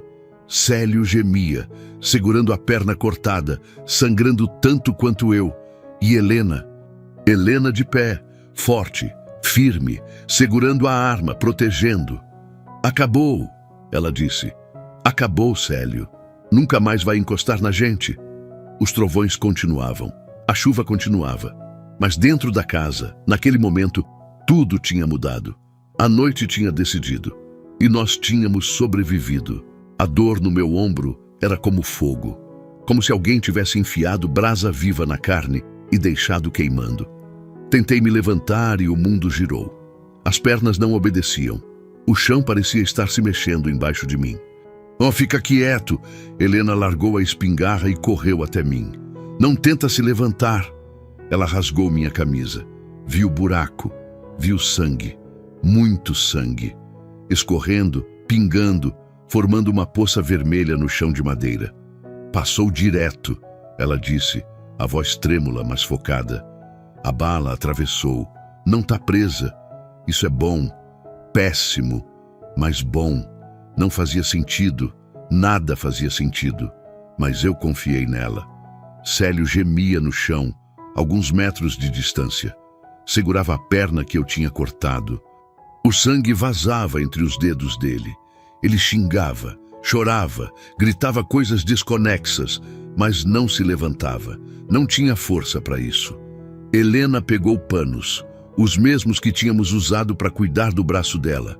Começou a estancar meu sangramento. Apertava forte, doía tanto que eu queria gritar, mas mordi o lábio, segurei firme. Aguenta, ela sussurrava. Aguenta, por favor. Não morre agora. Não depois de tudo. Não vou morrer, consegui falar. A voz saiu rouca, fraca. Não é hoje. Ela sorriu, um sorriso molhado de lágrimas. Teimoso. Sempre fui. O Miguel começou a chorar no quarto, o som pequenino atravessando o barulho da tempestade. Vai, disse. Vai ver ele. Mas você tá sangrando. Já passou direto, como você disse. Vou aguentar uns minutos. Vai. Helena hesitou, depois levantou. Correu pro quarto. Voltou com o Miguel no colo. Ele chorava, assustado com todo aquele barulho. Ela tentava acalmar, balançando ele, fazendo sons suaves. Olhei para o bebê. Tão pequeno, tão alheio ao caos, e senti algo quente no peito. Não era a dor, era outra coisa. Algo que eu tinha perdido fazia tempo e que estava voltando agora, no meio daquela loucura toda. Propósito, amor, família. Célio continuava gemendo. Tentou se arrastar. Chegou até a espingarda, esticou a mão. Nem pense nisso. Helena apontou a outra espingarda, a minha velha, para ele. Com uma mão só, a outra segurando o Miguel. Nem pense, ele parou. Olhou para ela com ódio, com raiva. Com algo que eu reconheci. O ódio de quem perdeu o controle, de quem viu seu poder escapar. Você era minha. Ele cuspiu as palavras. Nunca fui sua. Nunca vou ser. Eu cuidei de você. Te tirei da rua. Você me bateu. Me humilhou, quase me matou. Você merecia. Helena ficou paralisada, como se as palavras tivessem sido uma bofetada, mas então ela se firmou. Ergueu o queixo, olhou ele nos olhos. Não, eu nunca mereci. Ninguém merece ser tratado assim. E você? Você vai pagar por tudo que fez. Vai chamar a polícia? Ele riu, um riso amargo. Eles vão acreditar em você? Uma mulher sem família, sem nada, contra mim? Um homem respeitado em Santa Luzia? Respeitado? Helena quase cuspiu a palavra. Você é bêbado, violento, todo mundo sabe, todo mundo vê, só tem medo de falar. E você não tem medo? Não, não mais. O silêncio caiu entre eles, pesado, carregado, só a chuva batendo no telhado, só os trovões ecoando ao longe. Eu consegui me sentar, apoiado na parede, a dor latejando, mas controlável. O sangramento tinha diminuído. Helena tinha feito um bom trabalho. Helena, chamei, vem aqui, deixa ele aí. Ela olhou para mim, hesitou, depois se aproximou, sentou ao meu lado. O Miguel entre nós. O que a gente faz agora? Ela perguntou. A gente espera a chuva passar. Depois eu vou até o seu Valdir. Ele tem caminhonete. Ele pode ir buscar a polícia na cidade. E se eles não acreditarem? Vão acreditar. Você tá machucada. Eu tô machucado. Ele tá machucado. E tem uma onça morta no chão da minha cozinha. Tem evidência suficiente para construir uma cidade inteira. Ela respirou fundo, assentiu. E o Miguel? O Miguel fica protegido. A gente garante isso, de qualquer jeito. Como? Deixa comigo. Eu dou um jeito. Não sabia como ainda, mas ia dar. Tinha que dar. Célio tentou falar. Tentou ameaçar de novo, mas a voz saiu fraca. Ele estava perdendo sangue, rápido demais. A perna que eu tinha cortado sangrava mais do que eu tinha percebido. Ele precisa de ajuda, Helena disse, ou vai morrer. Olhei para ele, para o homem que tinha batido nela, que tinha aterrorizado ela, que tinha atirado em mim, e pensei em deixar. Pensei em simplesmente deixar ele ali, sangrando, morrendo. Mas não era quem eu era. Não era o que minha mãe tinha me ensinado. Não era o que minha mulher teria querido.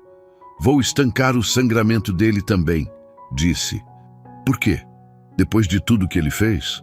Porque se eu deixar ele morrer aqui, eu me torno igual a ele, e eu não sou. Helena me olhou por um longo momento. Depois, assentiu. Você é um homem bom. Não sei se sou. Só sei que tenho que tentar. Levantei, com dificuldade. O mundo girou de novo, mas eu segurei. Fui até Célio. Ele me olhou com desconfiança, com medo.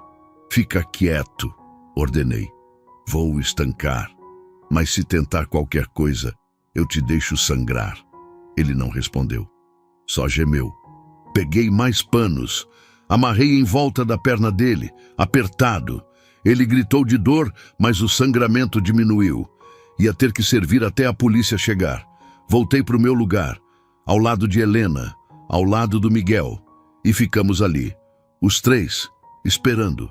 A tempestade começou a diminuir, a chuva ficou mais fraca, os trovões mais distantes, e aos poucos, devagar, o silêncio voltou. Foi nesse silêncio que ouvi. Sons lá fora, muitos sons, passos, não humanos, não de onça. Helena ouviu também. O que é isso? Fui até a janela, olhei lá fora. A luz fraca das lamparinas iluminava o terreiro, e o que eu vi me deixou sem fala. Macacos, dezenas deles, talvez mais, cercando a casa, sentados nas árvores, no chão, no telhado, em silêncio, apenas assistindo. Meu Deus, Helena sussurrou ao meu lado, são tantos. É o grupo e mais outros. Vieram todos. Por quê? Não sei, mas no fundo eu sabia, ou pelo menos sentia que sabia. Eles tinham vindo proteger, tinham vindo testemunhar, tinham vindo garantir que a gente sobrevivesse. Olhei para o maior deles, o líder, sentado no galho mais alto do jatobá, olhando diretamente para mim, e juro que ele acenou, um movimento pequeno, quase imperceptível, como se dissesse, está feito. Depois, um por um, começaram a se dispersar, subindo nas árvores, sumindo na mata, voltando para onde vieram. Em minutos, não havia mais nenhum, só o silêncio e a certeza de que tínhamos sido protegidos por algo maior que nós. O amanhecer chegou devagar. Rosa, dourado, lindo. A chuva tinha parado completamente. O céu estava limpo. O sol nascendo no horizonte pintava tudo de novo. Eu estava cansado, mais cansado do que jamais estive. O ombro doía, a cabeça pesava, mas estava vivo. Helena tinha adormecido encostada em mim, o Miguel no colo dela, os dois respirando suaves, tranquilos. Célio estava desacordado. Ainda respirava, mas estava acabado. Não ia dar mais problema. Ouvi um barulho lá fora, motor de caminhonete. Levantei com dificuldade. Fui até a porta, abri. Era seu Valdir, o vizinho, descendo da caminhonete velha, o rosto preocupado. Deus do céu! Ele olhou para casa, para a porta arrombada, para as marcas de sangue. O que aconteceu aqui? Longa história, seu Valdir, muito longa. Você está sangrando. Tô, mas vou ficar bem. Preciso que o senhor vá buscar a polícia. E um médico, rápido. Tem alguém machucado? Tem 3, mas 2 vão sobreviver. Do terceiro eu não sei ainda. Seu Valdir não fez mais perguntas. Entrou na caminhonete, ligou o motor e saiu em disparada levantando poeira. Voltei para dentro. Helena tinha acordado. Ele foi buscar ajuda? Foi. Vão chegar logo. E depois? O que acontece depois? Sentei ao lado dela. Peguei o Miguel no colo. Ele abriu os olhinhos, me olhou e sorriu. Um sorriso pequenino, inocente.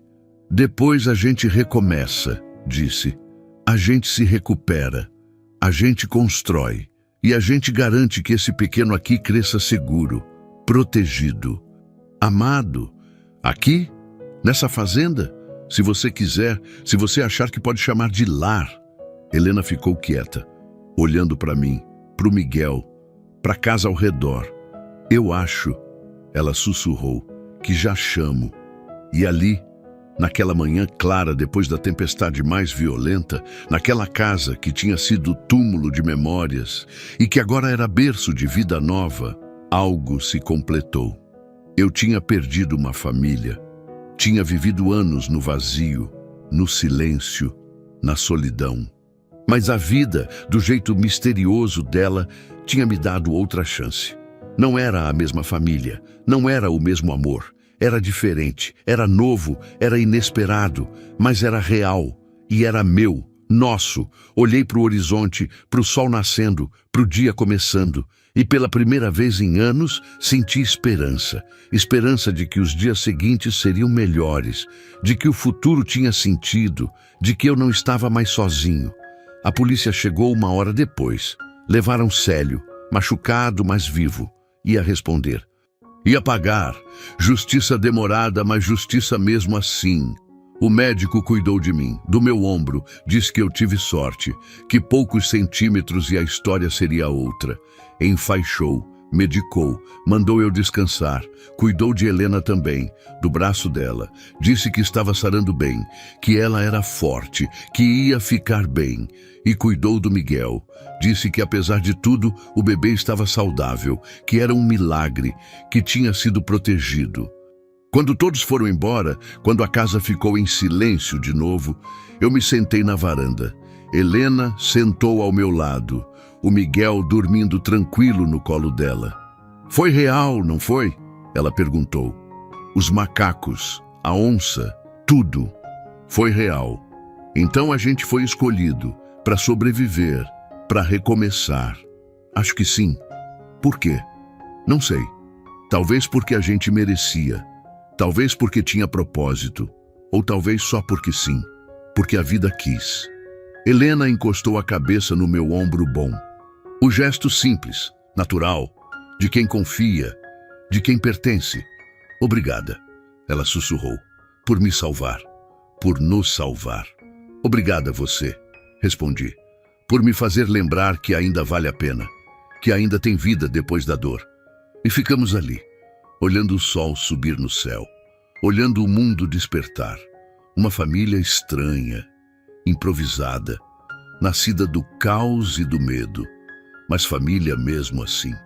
E enquanto o dia se desdobrava na nossa frente, cheio de promessas e possibilidades. Eu soube. Soube que aquele encontro naquela estrada poeirenta não tinha sido acaso, tinha sido destino, e que minha vida, que tinha estado parada tanto tempo, finalmente tinha voltado a andar, para frente, para cima, para a vida. O sol já estava alto quando terminei de consertar a cerca do Pasto Leste. O calor apertava, daquele jeito que só o cerrado conhece, mas havia uma brisa boa vindo das árvores. O tipo de brisa que traz cheiro de terra molhada da chuva da noite anterior. O tipo que faz a gente parar, respirar fundo e agradecer por estar vivo. Limpei o suor da testa com as costas da mão. O ombro ainda doía às vezes, principalmente quando carregava peso ou quando o tempo mudava, mas era uma dor suportável. Uma dor que me lembrava que eu tinha sobrevivido, que estávamos todos ali, vivos, inteiros. Olhei para casa. A mesma casa de sempre, mas diferente. Tinha recebido uma nova camada de tinta no ano passado, um azul claro que Helena tinha escolhido. Tinha flores na varanda agora, cuidadas por ela com uma dedicação que me surpreendia. Gerânios vermelhos, rosas amarelas, um pé de jasmim que perfumava toda a casa quando floria. E tinha barulho, sempre tinha barulho agora. Papai, papai, olha! Virei e vi ele correndo pelo terreiro. Miguel, 3 anos e meio agora. Cabelo preto igual ao da mãe, mas os olhos claros parecidos com os meus. Helena dizia isso e eu não discordava. Ele vinha correndo com aquela energia infinita que só criança tem, segurando algo nas mãos. O que você achou aí, rapaz? Ele parou na minha frente, ofegante, sorrindo daquele jeito que iluminava o mundo inteiro. Um ninho de passarinho. Mas tá vazio, olha, os passarinhos já voaram. Peguei o ninho das mãos pequeninas dele, era bem feito, entrelaçado com gravetos e folhas secas, forrado com penas macias por dentro. Trabalho delicado de quem sabia o que estava fazendo. Bonito, não é? A mãe passarinha fez com muito cuidado, para proteger os filhotes até eles ficarem grandes o suficiente para voar sozinhos. Igual a mamãe fez comigo? Senti um aperto no peito. Bom, o tipo de aperto que aquece. Igual, sim. E você também me protegeu, né, papai? Papai. Ele me chamava de papai. Não porque alguém tinha mandado, não porque tinha explicado, simplesmente porque era natural para ele, porque era o que eu era. Protegi, e vou proteger sempre. Ele sorriu. Pegou o ninho de volta, saiu correndo para mostrar para a mãe. Fiquei ali parado, só olhando ele correr. Aquele menino que eu tinha segurado sangrando na estrada, que eu tinha dado água açucarada no meio da noite, que eu tinha jurado proteger não importava o preço, e que agora me chamava de pai. Helena apareceu na porta da cozinha, limpando as mãos num pano. Usava um vestido simples, amarelo, que ela mesma tinha costurado, o cabelo preso num rabo de cavalo. O rosto mais cheio agora, saudável, bonito, sem aquele ar de quem tinha fugido da morte, com o ar de quem tinha encontrado a vida. A cerca tá pronta? Ela gritou. Tá, já vou entrar. O almoço vai esfriar. Já vou. Mas não fui. Ainda não. Fiquei mais um momento só olhando a casa que não era mais vazia, olhando a criança que não era meu sangue, mas era meu filho, olhando a mulher que não era minha esposa no papel, mas era no coração. A vida tinha virado de cabeça para baixo naquela noite de tempestade, 3 anos atrás, mas tinha virado para o lado certo. Célio tinha sido preso, condenado por violência doméstica, tentativa de homicídio, invasão de propriedade. Pegou 12 anos. Helena tinha testemunhado, eu tinha testemunhado. E pela primeira vez na vida dele, ele tinha enfrentado consequências. Helena tinha pedido o divórcio. Foi concedido rápido. Ela era vítima, tinha provas, tinha o braço marcado. Tinha a história toda documentada. E depois do divórcio, depois de tudo se acalmar, ela tinha ficado aqui, comigo, na fazenda. Não foi romance de novela. Não foi paixão súbita. foi construção, foi aprender a confiar de novo, foi curar juntos, foi dividir o silêncio, foi dividir o trabalho, foi dividir a vida e em algum momento, sem que a gente percebesse exatamente quando, tinha virado amor. Não o amor explosivo dos filmes, mas o amor sólido, o amor de quem acorda todo dia e escolhe ficar, de quem enfrenta os problemas juntos, de quem constrói algo maior que cada um sozinho. E um ano depois, a gente tinha casado. Simples, só a gente, o Miguel, o seu Valdir e a dona Aparecida como testemunhas. Na igrejinha pequena da cidade, sem festa grande, sem luxo, mas foi perfeito, foi nosso. Entrei em casa. O cheiro de comida caseira encheu minhas narinas. Feijão tropeiro, arroz, frango caipira assado com batatas, farofa, comida de verdade, comida feita com carinho. Miguel já estava sentado à mesa, balançando as perninhas que não alcançavam o chão, esperando ansioso. "Posso comer já, mamãe?" "Espera o papai sentar." Sentei. Helena serviu os pratos. A gente fez a oração rápida, agradecendo pela comida, pela saúde, pela família. Miguel repetiu as palavras sem entender tudo, mas com a seriedade que as crianças têm quando estão imitando os adultos. Comemos conversando. Miguel contava histórias desconexas sobre o ninho, sobre uma lagarta que tinha visto, sobre o cachorro do seu Valdir que tinha latido para ele. Helena ria, eu ria. A mesa estava cheia de vida. Depois do almoço, enquanto Helena lavava a louça e o Miguel tirava a soneca da tarde, saí para a varanda. Sentei na cadeira de balanço, a mesma que minha mulher gostava, a mesma que Helena tinha adotado. Olhei para o horizonte, para o pasto onde o gado pastava tranquilo, para o céu azul sem nuvens, para o verde do cerrado se estendendo até onde a vista alcançava, e vi movimento na beira do mato. Macacos. Ainda vinham, não todo dia, não como antes, mas de vez em quando apareciam. Ficavam ali, observando, como guardiões silenciosos. Miguel adorava quando eles apareciam. Corria para ver, tentava se aproximar. Eles deixavam até certo ponto. Mantinham distância, mas não fugiam, como se reconhecessem, como se soubessem que aquela criança era especial, era protegida. Era deles também, de alguma forma. Helena saiu para a varanda, secando as mãos. Sentou na cadeira ao meu lado. Eles vieram de novo. Vieram. Acha que vão continuar vindo? Acho. Enquanto a gente estiver aqui, eles vão estar por perto. É estranho, mas é bonito. É. Ficamos em silêncio. O tipo de silêncio confortável de quem não precisa preencher cada segundo com palavras. "Tá feliz?" Ela perguntou de repente. Olhei para ela, para os olhos que tinham sido tão assustados naquela primeira noite e que agora brilhavam tranquilos. Muito. Mesmo? Mesmo com tudo que mudou? Com a vida que você tinha antes? A vida que eu tinha antes não era vida. Era existência. Era sobrevivência. Isso aqui, fiz um gesto abrangendo a casa, ela, tudo. Isso é vida de verdade. Helena sorriu. Aquele sorriso que ainda me pegava de surpresa às vezes. Eu também tô feliz. Mais do que eu achei que podia ser de novo. Você merece. A gente merece, os dois. E o Miguel merece mais ainda. Merece. Ela se levantou, veio até minha cadeira, sentou no meu colo, encostou a cabeça no meu ombro bom. Eu passei o braço em volta dela e ficamos assim, balançando devagar, sentindo a brisa, ouvindo os sons do campo. "Sabe o que eu penso às vezes?" Ela sussurrou. "O quê?" Que aquela onça, que ela não estava tentando nos matar, estava nos conduzindo. Conduzindo? É, conduzindo a gente para cá, para esse lugar, para essa vida. Como se fosse parte de um plano maior. Você acha mesmo isso?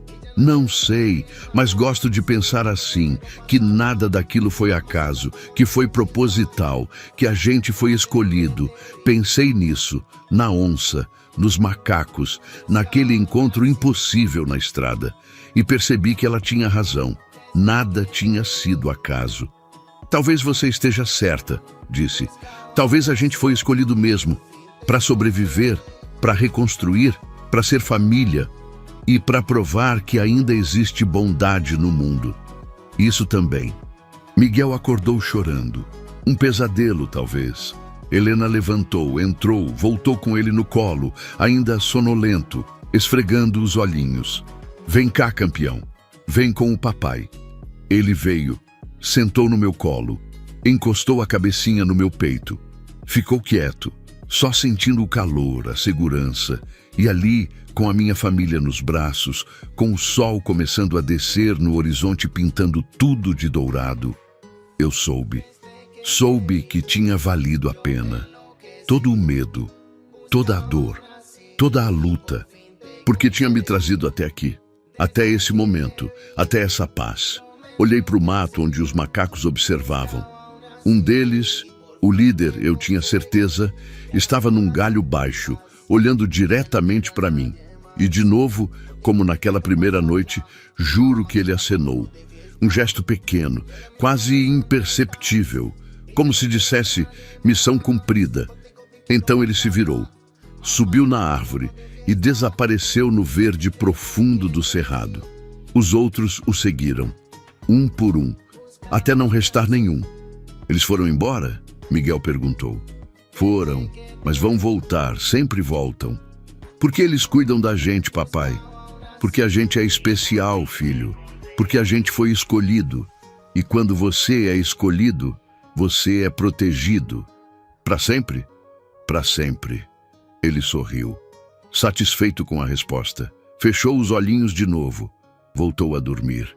Helena me olhou, os olhos cheios de lágrimas, mas lágrimas boas, de gratidão, de amor, de felicidade completa.